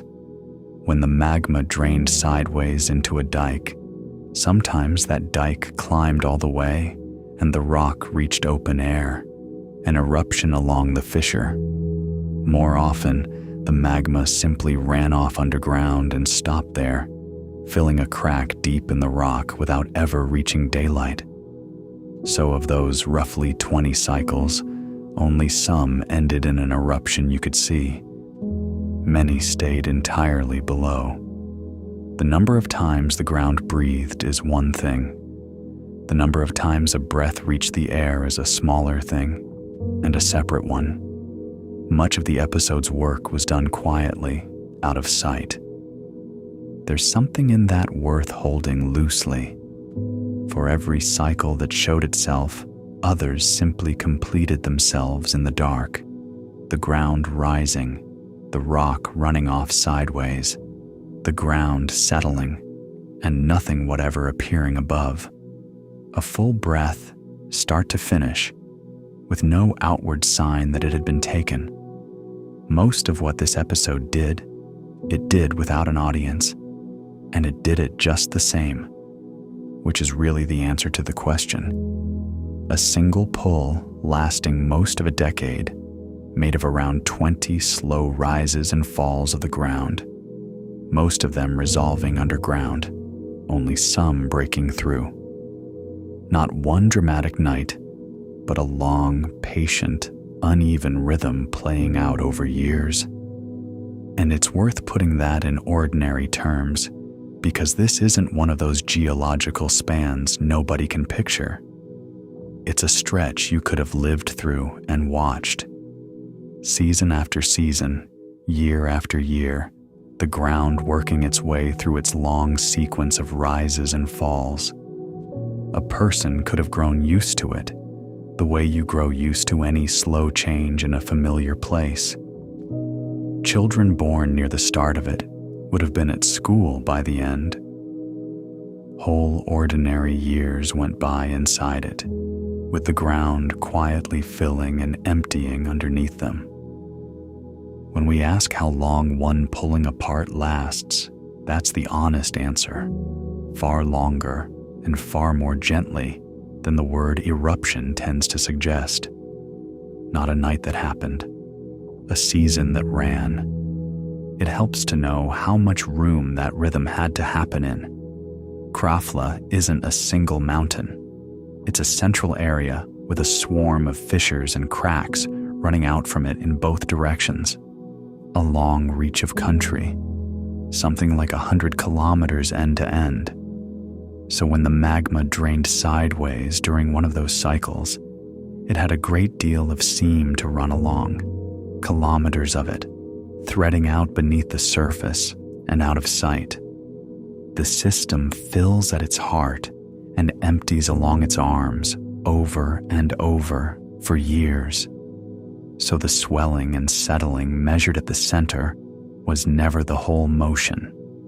It was the near end of something that ran out across a great deal of country in both directions, most of it too far away and too deep to show anything at all. The breathing at the center was only the part that could be watched. The reach of it ran much wider. And near the end of that long season, the last and largest of the surfacing pulses arrived.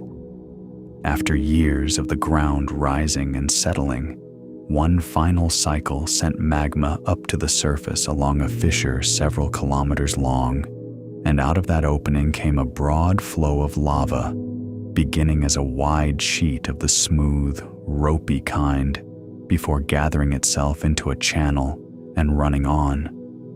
It was the closing note. There's a shape to that worth noticing. The episode ended not with its largest moment held back for the finish, but simply with its last one, the ground working through to the end of its sequence and then stopping, the way a long piece of music ends because it has run out of bars rather than because it has arrived somewhere. After that flow cooled, the rises and falls did not come again. The season closed. The reservoir below settled, and the surface, which had lifted and dropped so many times, held its level at last. There's a strangeness in that time scale worth staying with, because it quietly rearranges what a volcano is. We tend to imagine the whole thing as an instant, but here, one single episode of ground pulling apart took most of a decade to complete, and spent nearly all of that time not erupting at all, swelling and settling, filling and draining in the dark, with only a handful of moments where any of it showed. The part we picture is the rare part.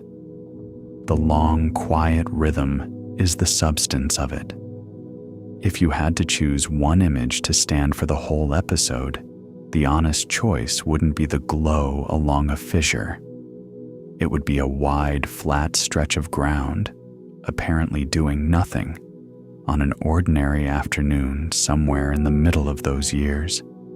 A volcano, in this light, isn't mostly something that happens to a place.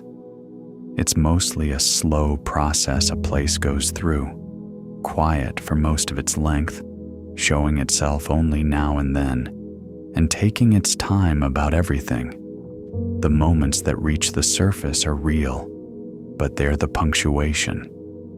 The sentence is the years. And there's something restful in that, if you'd like there to be. The ground's great changes aren't, mostly, sudden at all. They're unhurried. They're patient. They unfold across seasons, most of the work happening underground where nothing shows. A rhythm of rise and fall no single glance could ever catch. The making of land keeps a far quieter time than we tend to give it. Someone could have stood on that ground through the whole long season and taken it for perfect stillness, and been very nearly right, because stillness is nearly all it ever shows. And so it rests at the close of the episode. The ground that spent years breathing in and out, lifting as it filled, settling as it drained, around 20 times over, lies level again. The last flow cooled and darkened across the land. The reservoir below is quiet, its long sequence of breaths finished and set down. Nothing at the surface to mark the years of slow rhythm that passed through here. Only the dark new rock, flat and ordinary, giving away none of it. And underneath, all that patient rising and settling, folded down into the ground and finished, where nothing shows. The ground that breathes. Above a place where magma is slowly collecting underground, the land itself lifts, and later, When that magma moves off elsewhere, the same land settles back. A wide, shallow doming of the surface, centered over the gathering below, rising while the rock fills and easing down while it empties. That much is simply what the ground does. What's interesting is that anyone knows about it at all. Because of everything the Earth gets up to, this is among the least likely things to be noticed. It makes no sound. It leaves no mark. It doesn't disturb so much as a stone, because the motion is very small. It gives no sign of itself at all. Look at a stretch of ground that is halfway through one of these slow lifts, and you'll see a stretch of ground. Come back the next season, and you'll see the same stretch of ground.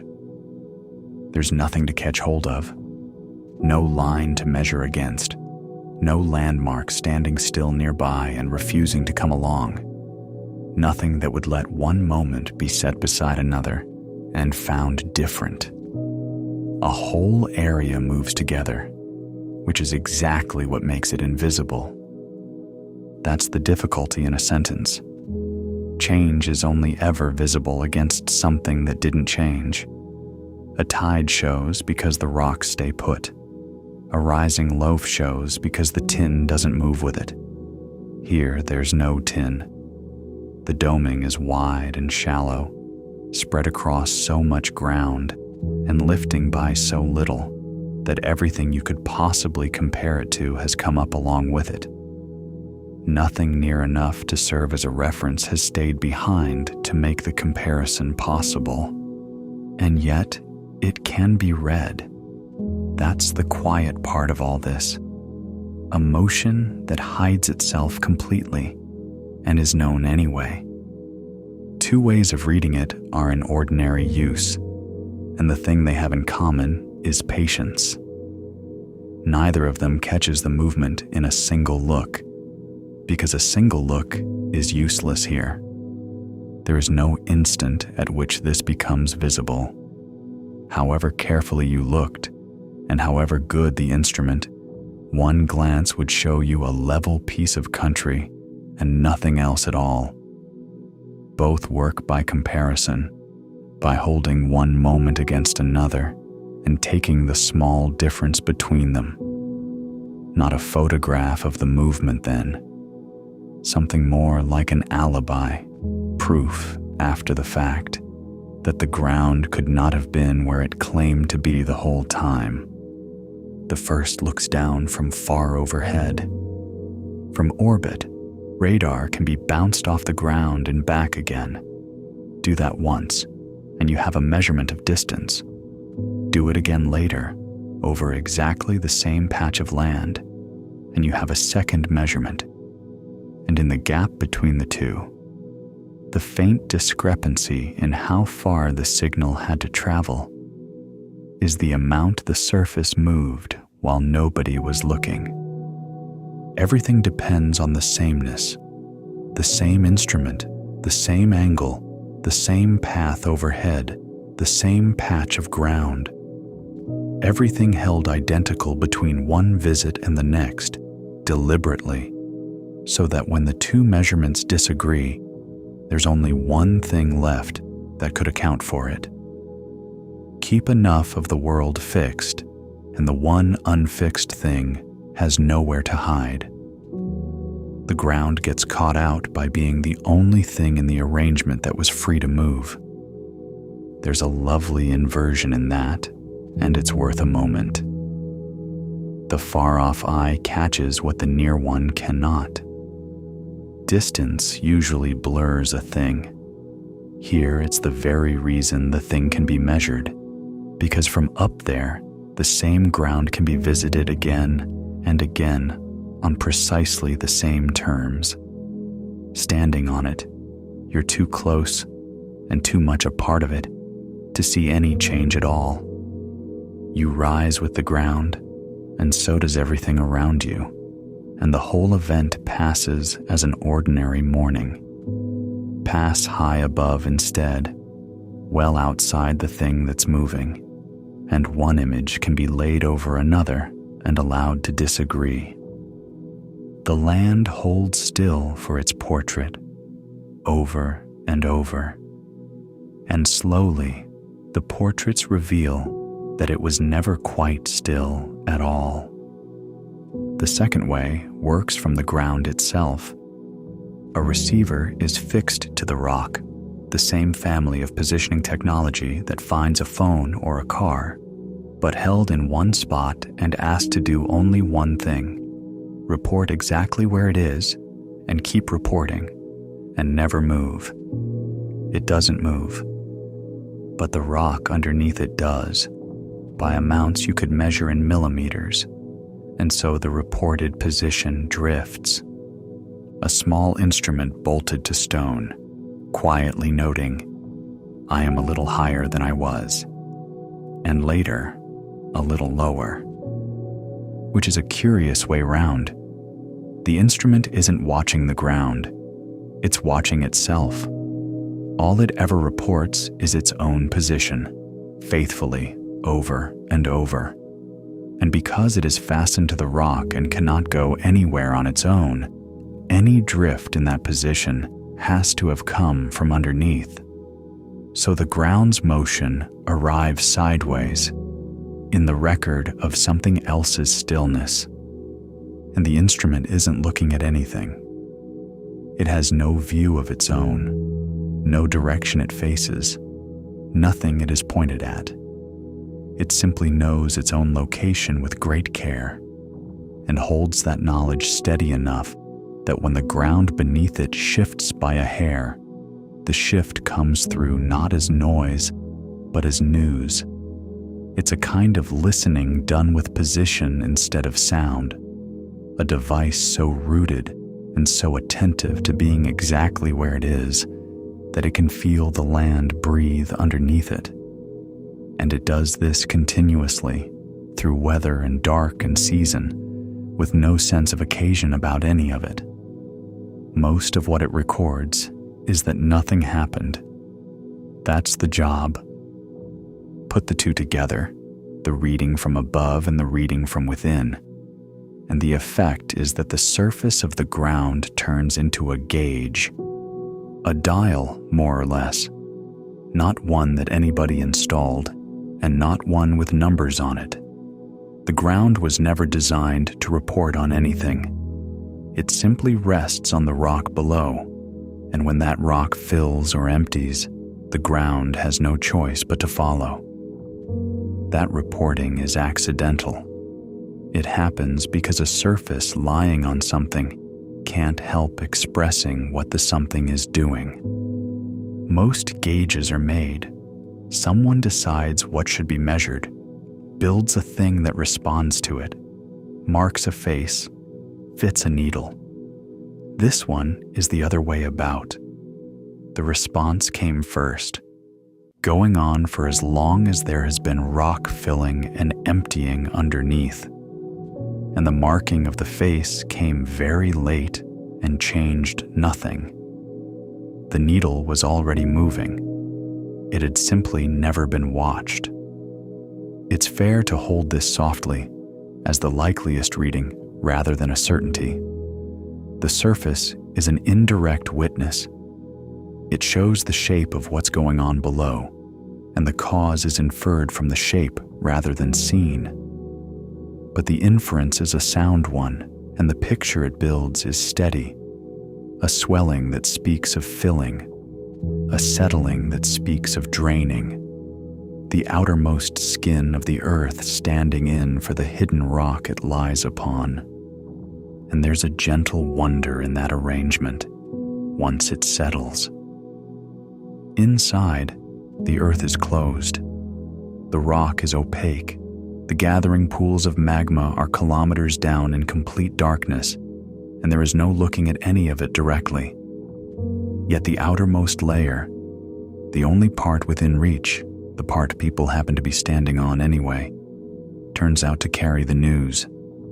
The deep interior is not accessible, but it is, in this one narrow way, legible, not opened, not reached into, simply read, From the outside, off the one surface it happens to press against, the ground becomes a face, in a sense, with a very small range of expressions.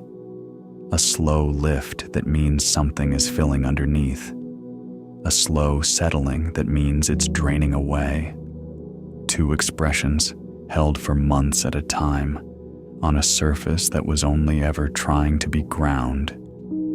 It's a narrow vocabulary, and that narrowness is part of what makes it trustworthy. There is very little in it that could go wrong. The surface can't elaborate. It can't be mistaken about its own shape, or exaggerate, or leave anything out for effect. It goes up when it is pushed up and comes down when the pushing stops. And that is the entire range of what it has to say. Nothing more can be got out of it than that. But that much, at least, is said plainly, and said all the time, to anything patient enough to keep taking the measurement. And notice how quiet the whole business is. Nothing here happens quickly. A picture is laid over another picture. A receiver keeps its place through the seasons. Small measurements accumulate, one at a time, into a gradual sense of a breathing ground. Nothing about this can be hurried, and nothing about it wants to be. Ground moves at its own pace, and the reading moves at the ground's pace. One measurement now, another later. A picture filling in only once enough of it is gathered. It's closer to keeping a long, careful diary than to anything else. And like a diary, most of its entries say very little. A season of readings might amount to the observation that the ground is a few hairs higher than it was, which is the sort of finding that makes no impression at all on the day it is made, and only means something years later, laid beside all the others. So the knowing comes the way the motion itself comes, slowly, softly, without any noise at all. And what it amounts to is not control over anything and not mastery of anything, only attention, a motion too slow to feel, patiently made legible. There's a tenderness in that, if you care to see it, the careful noticing of something that would otherwise pass entirely unremarked, going on beneath ordinary ground, season after season, whether or not anything is there to register it. Nothing is being taken from the ground by the watching. It is only being kept company, because it does go on regardless. That's perhaps the restful part. The ground was lifting and settling long before anything was measuring it, and it kept its own unhurried time throughout. A hair up over a season, a hair back down over the next, at a pace that has nothing whatever to do with being observed. The reading didn't begin the rhythm and doesn't alter it. It only came along later and joined in. So, the wide, faint doming of the land, far too slight to see. The satellite passing silently overhead, laying its images one over another. The small receiver on the rock, keeping its place, noting the barely there rise and fall. And beneath all of it, out of sight, the slow gathering and draining of rock that the surface goes on faithfully, silently reporting, without being asked, at its own unhurried speed, and whether or not the report is ever read. Why here? The seam runs a very long way. It crosses the floor of an ocean and keeps going, thousands of kilometers of ground slowly coming apart, doing everywhere more or less what it does anywhere, and almost all of it lies deep underwater, far out of reach and out of sight. Everything this seam does, the splitting, the melting, the rising, the laying down of new rock, it does mostly in the dark, under a great weight of ocean, with nothing above but water. But along one stretch, Effectively, this one stretch alone, the same seam stands up in daylight where it can be walked across. The same machinery running in the open, not a different process. The ordinary one, unusually placed. So the question is, what's different about that stretch? And notice, before going any further, which way the question points. Not upward, at the land, not at the shape of the coast, or the name on a map, or anything a person could photograph. Whatever holds this piece of the boundary higher than the rest, it isn't anything happening in the open air. It's underneath, down in the rock, and in the heat that rock carries, well below anything a person could stand on. The answer to why here isn't on the map. It's beneath the map. So let's send our attention downward into the dark under the ground and ask what's gathered there. It's the last place this night's questions go, and the furthest down any of them reach. Here's what can be said with confidence. Two things meet beneath this stretch, where nearly everywhere else along the seam, only one of them is present. The first is the spreading itself, the pulling apart of the plates, the ordinary machinery of the boundary that runs all the way around the world. That's here, exactly as it is everywhere else along the line. Nothing unusual in that part on its own. But there's a second thing as well. Beneath this stretch, the mantle, the hot rock far below the crust, is unusually hot. Hotter than the rock beneath most of the rest of the seam. A patch of additional warmth down there, sitting directly where the plates are already drawing apart.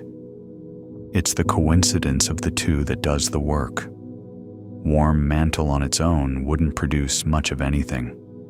With nothing pulling the crust open above it, the heat would simply sit there, held down by the weight, going nowhere in particular. And a spreading boundary on its own is common.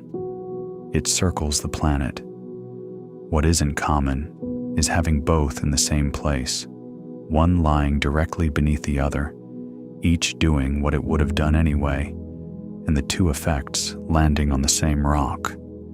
And those two together are more than the sum of their parts. Where a plate pulls apart, the weight above the deep rock eases, and rock that is already hot begins to melt.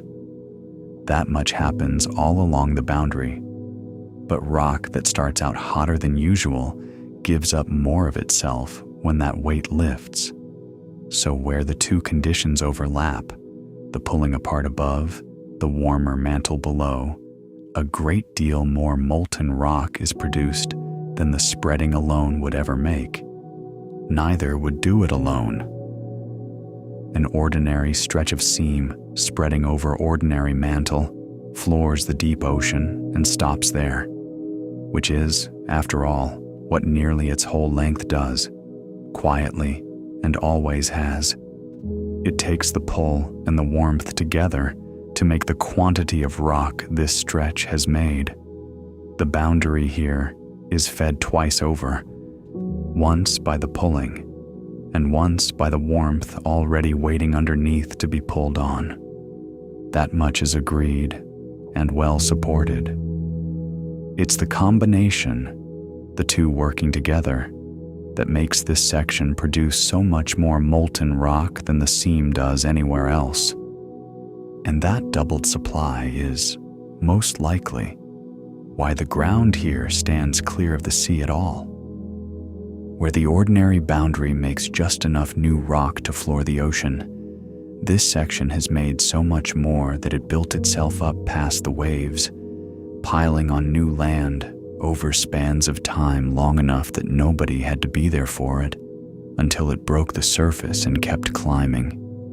That's the best account there is of why this piece of the seam, unlike almost all the rest, lies in open air rather than deep water, warmer rock below, feeding more melt, building more land, until the boundary rose out of the water. There's no single moment in that to point to, no day when it surfaced, only a very long accumulation, sheet upon sheet, in which the total slowly outran the depth of the water above it. And then it went on accumulating, exactly as before. Nothing about the process noticed it had crossed a line. It's held as the leading explanation, rather than the last word. But it's a well-founded one, resting on things that can be measured and checked. The warmth is real. The melt is real. The land is real and solid and lying there in the daylight. None of that depends on settling the harder question underneath it. The account holds together perfectly well with a gap left in its foundation. Up to that point, the ground beneath the argument is firm. Now comes the edge of it, and it's worth slowing down to feel where the edge is. Because if you ask the next question down, why is the mantle hotter here? How deep does that heat reach? What exactly is it? The honest answer is that this is where the certainty stops. On the near side of that line are things that can be weighed and measured and largely agreed on. On the far side is something that can be pointed toward but not yet made out clearly. Crossing from one to the other isn't a failure. It's just an accurate account of where the light reaches and where it doesn't. And the edge is closer than you might expect. It isn't tucked away in some obscure corner of the subject. It sits directly underneath the main answer, one question further down. Ask why the ground stands above the sea, and there's a good reply. Ask why the rock beneath it is warm. The good reply thins out almost at once. So here's what's unsettled. That a region of unusually hot mantle sits beneath this place. That much is broadly agreed. But how deep it goes, and what kind of thing it actually is still open among the people who study it. One long-standing idea is that the heat rises in a narrow column from very far down, a slender upwelling reaching toward the planet's interior, a tall, thin chimney of warmth feeding the surface from below. That picture has a name often attached to it, a plume. It's a vivid image, and for a long time it has been a common way of describing what lies down there. It's easy to see why it took hold. A shape is easier to carry around than an uncertainty. But not everyone is convinced the picture is right. Or at any rate, not convinced it's that simple. The hot region may be shallower than the deep column idea suggests, or shaped differently, or coming from something other than a single narrow shaft reaching far down. The evidence is hard to read this deep into the earth. Nothing at these depths is observed directly. What arrives instead are indirect signs gathered at the surface, and each of them is compatible with more than one arrangement underneath. The picture has to be built from the outside, and a picture built that way can be built more than one way. Both pictures account for some of what's observed. Neither accounts cleanly for all of it, which is precisely the situation in which careful people disagree and go on disagreeing without anybody being careless. It isn't that one side has the answer and the other hasn't caught up. It's that the thing itself is remote and dark and difficult, and whatever traces of it arrive up here are faint enough to be read in more than one way. So whether plume is even the right word for what sits below, whether it's a deep, narrow chimney or something broader and shallower and harder to name, stays, honestly, an open question. It hasn't been settled, and there's no need to settle it here. A word can be useful and still be provisional. It can hold a shape in mind for a while without being the final name for the thing, and that can simply be left as it is. What's known is genuinely known. There's extra warmth here.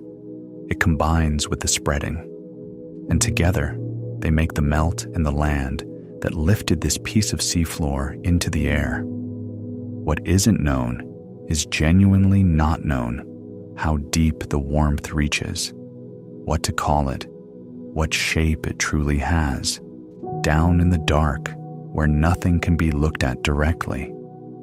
Both of those are true at once, and they sit together without any strain.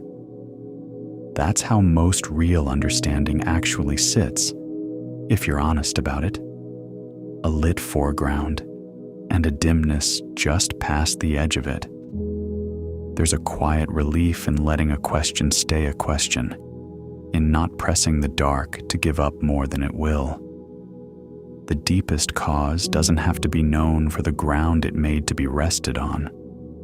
The land is here either way. The warmth is here either way. Only its true shape and depth stay veiled, and they have stayed veiled through every version of the argument so far, without the land above being any less solid for it. And there's something fitting in the answer running out just there, at the bottom of everything, rather than anywhere shallower. The not knowing isn't a gap in anyone's attention. It's a real feature of the thing, a warm region lying further down than any instrument can resolve, so that no outline of it can be drawn. It has been unresolved for as long as anyone has looked at it, and it will go on being warm and unresolved, whether or not it is ever resolved. So let the picture go down, at the last, a layer at a time. Begin up in the daylight, on an opened stretch of ground lying out in ordinary weather, doing in plain air what the rest of this seam does under deep water, with nobody watching. Down from there, into the split itself, past the standing walls of it, and behind them, the old cooled sheets stacked one against another, every one of them stone now, and every one of them still. Keep going. Past the level where the rock gives up its shape to any instrument. Past the last depth anything can be said about clearly. And there, further down than the picture can be drawn, is warmth. A region of gathered heat under this one stretch of the world's long seam, feeding the melt that built the land up into the light. How far down it reaches, nobody can quite say. What to name it? Nobody quite agrees. It simply sits there, deep and warm and unfinished, holding a piece of the seafloor up in the daylight, and holding at its center the one question this whole descent arrives at and does not answer. Threshold. Here we are, near the end of it. Not the end of the place we've been in. That carries on without us, as it did long before tonight. Just the end of our night in it. We've come a long way, in our slow, unhurried fashion, and before any of it is let go, let's stand here a moment and look back over the ground we've crossed, not to learn anything more, only to feel where we've been. And it has a shape, this night, now that it's nearly done. It went downward, mostly. From a floor you could stand on, to rock, to liquid, to something warm and unnamed a very long way below. And the further down it went, the less anyone could say for certain. Until at the very bottom, there was nothing left to say at all. That's a good shape for a night to have. Think back to where it started. A wide valley, holding perfectly steady, facing walls of dark rock across an open floor, and the ground itself drawn apart by degrees, leaving a room in the middle with nothing in it but daylight. That was the beginning, a place that looked entirely settled and was, underneath, very slowly opening. You stood on that floor and looked across at the far wall. Gray light, level ground, two walls holding their distance. Nothing about it moving, and all of it moving. It feels like a while ago now. Then down, out of the light, into the warm dark underneath, where the space the parting made was quietly filling from below. Solid rock becoming liquid, without anything being set alight. You don't have to carry how that worked, just the feeling of it, something forming gently in the deep, where nothing could be seen. We followed that liquid on its long way up, threading through stone, opening thin paths, rising by the plain fact of being lighter than the world holding it. Most of it never reached the surface at all. It settled somewhere in the dark and stayed there, and became part of the ground. That was the part that stayed with me, if I'm honest. How much of the world is built out of things that set off and stopped part way, and how little difference that turns out to make to the ground you walk on. And the little that did break through came up not as a tower, but along a line, a low, glowing seam laid softly across the land, holding the shape of everything beneath it. Then the spreading and the cooling and the becoming ground. New land formed where it lay, out of liquid that stiffened wherever it happened to stop, smooth in some places, torn in others, keeping the record of how it moved. That was the heart of the night. And you rested your attention there for a while, on new rock that had not quite finished cooling, lying flat and dark and done with moving. After that, the question of how long any of it takes, and the answer turning out slower and gentler than anyone would guess.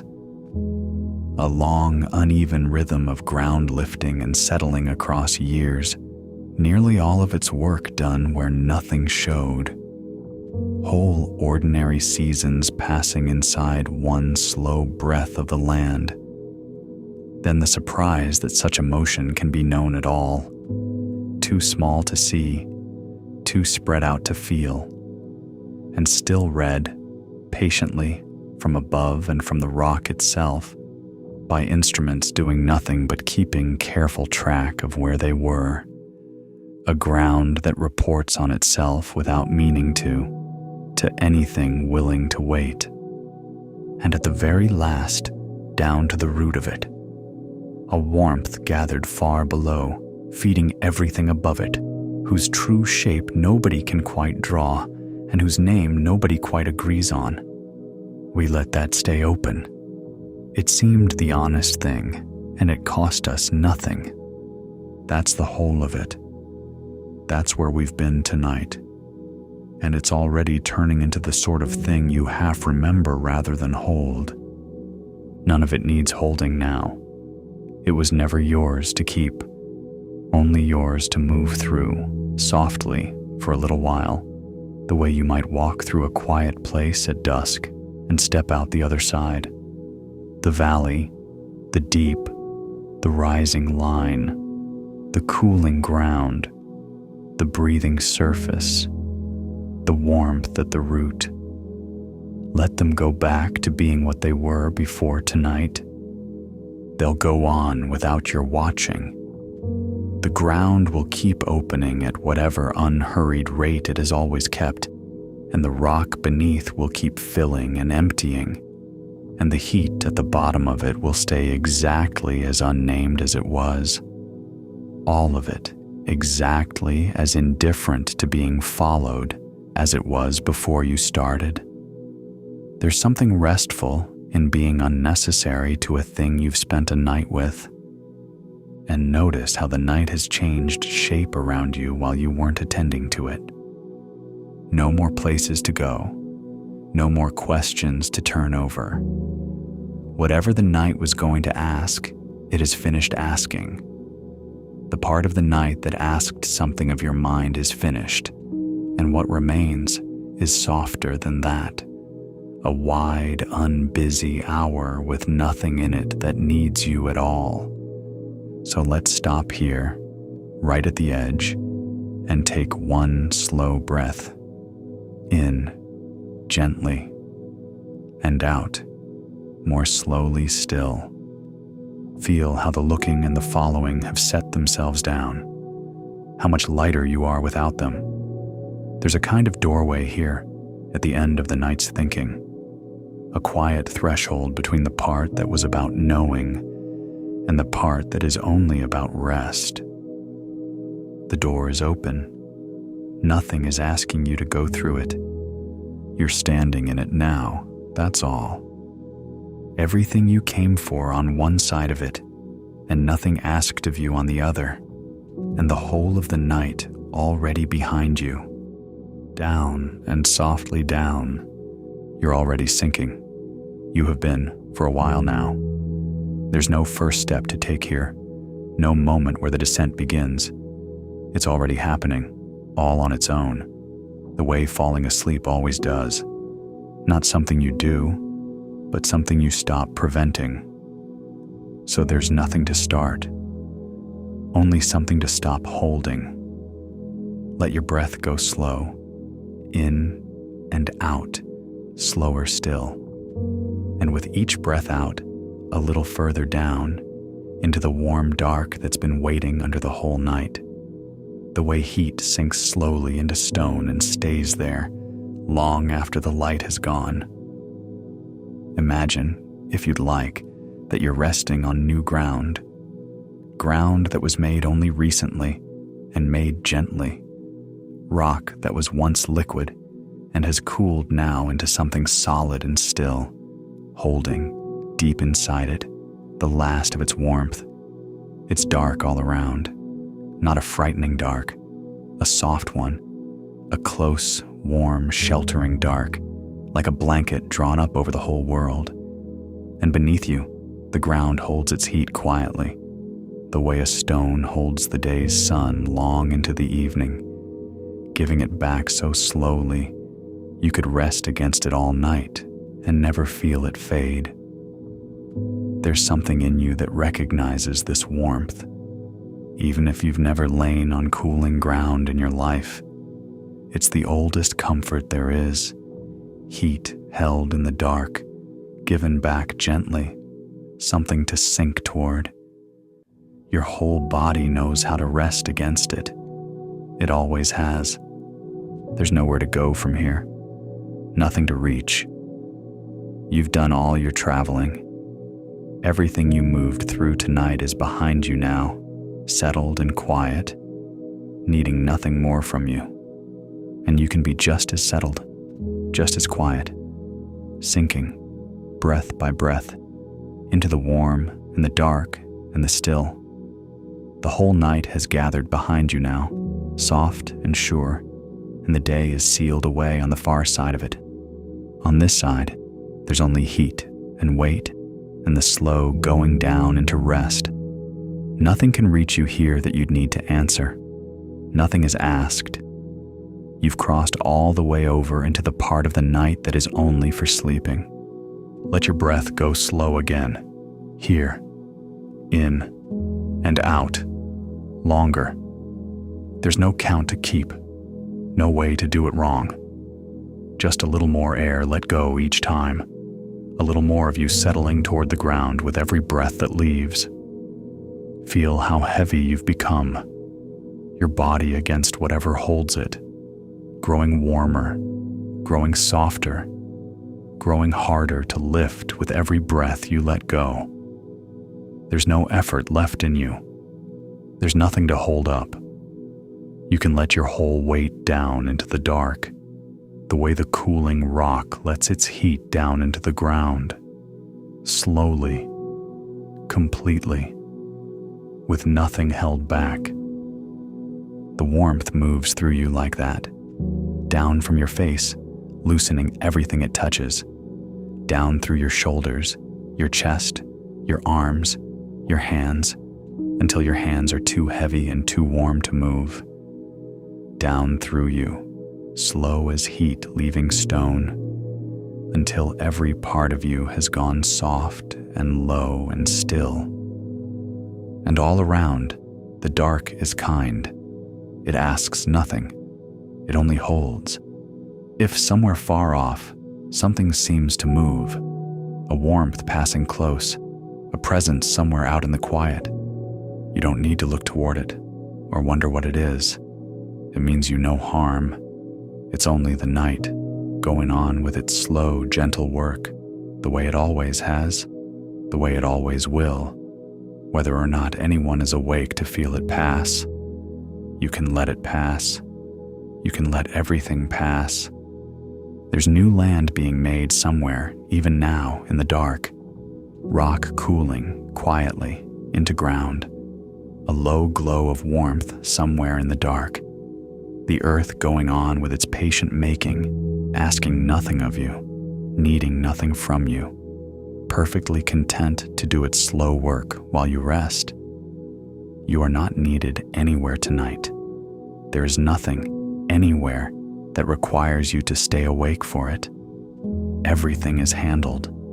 Everything will keep. The making goes on without a single thought from you. New rock cooling into old, the ground thickening a hair at a time, the slow work of the world carrying on in the dark exactly as it would whether you slept or woke. So you may as well sleep. Nothing is waiting on your attention. You are free, entirely free, to let go. So let go. Let the last thread of thinking drift loose and float off into the dark. Let your breath find its own slow rhythm, without your help, in and out and in, each one a little deeper, a little further down. Let the warmth rise up around you like water, and let yourself sink into it, down below the surface of the day, down below thought, down into the deep, still warmth where sleep has been waiting for you all along. There's nothing more to do, nothing more to follow, no more words you need to hold, just the warm dark and the slow breath and the heavy, settled quiet of a body letting go. Down and down and softly down. Rest now. The ground will keep its warmth, the night will keep its watch, and you can sleep held in the dark on new and gentle ground for as long as you like. Sleep now. Sleep well.